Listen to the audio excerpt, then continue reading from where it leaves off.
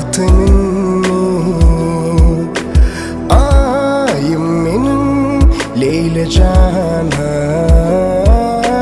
bir ellerim bana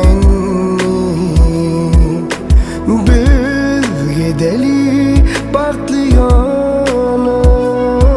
bana yazılan perişte sen teni baktlı çıktı yüncümden seveyim sana duyayım sana sana bağlıyım can seninle can baktın ayım benim Leyla Cana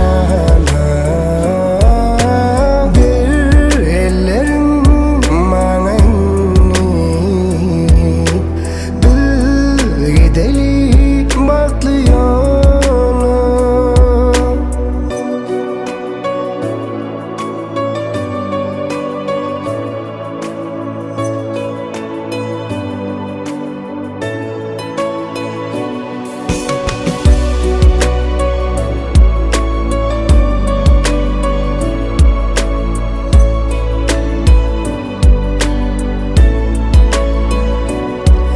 arzu ettik, yine yettik Gel karşılan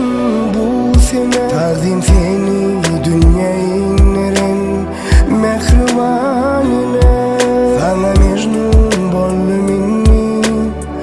Oğudun leylim benim Sana hiç vade yükselmeyecek Sevgim var benim Bana yazılan perişte sen Teni baktlı çıktı